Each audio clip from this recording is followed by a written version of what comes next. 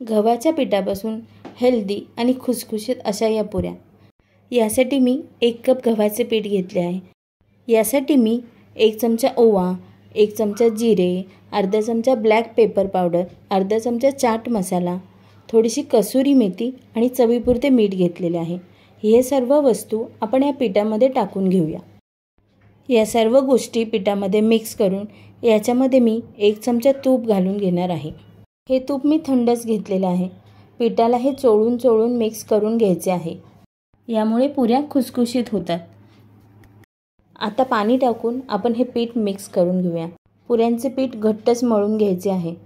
पीठ पातळ मळल्यास पुऱ्या नरम होण्याची शक्यता असते। माझे पुऱ्यांचे पीठ छान मळून झालेले आहे। आता 1 चमचाभर तेल लावून याला छान मऊ करून 10 ते 15 मिनिटांसाठी झाकून ठेवायचे आहे। 15 मिनिटांनी मी या पद्धतीने एक गोळा घेऊन याची छान चपाती लाटून घेणार आहे। आपण ज्या पद्धतीने चपाती लाटतो तशी ही चपाती लाटून घ्यायची आहे। चपाती व्यवस्थित लाटून झाल्यावर याला आपण सगळीकडून व्यवस्थित ब्रशने तेल लावून घेऊया। चपातीला व्यवस्थित तेल लावून घेतल्यामुळे आपल्या पुऱ्यांना छान लेयर सुटेल। आता या चपातीवर मी थोडीशी मिरची पावडर टाकून घेणार आहे। तुम्ही जर या पुऱ्या लहान मुलांसाठी बनवत असाल तर तुम्ही ही लाल मिरची पावडर स्किप केली तरी चालेल। आता इथे आपल्याला या चपातीचा छान रोल बनवायचा आहे।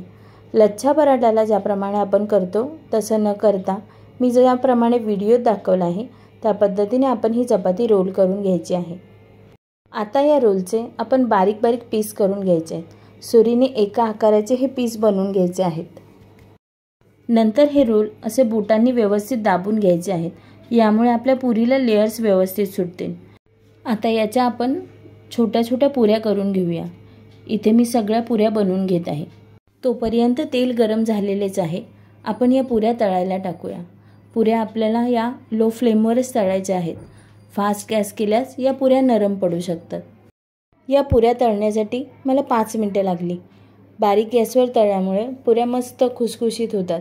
लहान मुलांना डब्यामध्ये स्नॅक्स म्हणून द्यायला या पुऱ्या खूप छान लागतात। छान गोल्डन ब्राऊन रंग येईपर्यंत आपल्याला या पुऱ्या तळायच्या आहेत।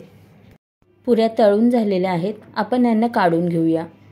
अशा टेस्टी आणि मस्त रेसिपींसाठी रोहिणी स्पेशल रेसिपीला नक्की सबस्क्राईब करा, लाईक करा, शेअर करा आणि कमेंट करा। थँक्यू।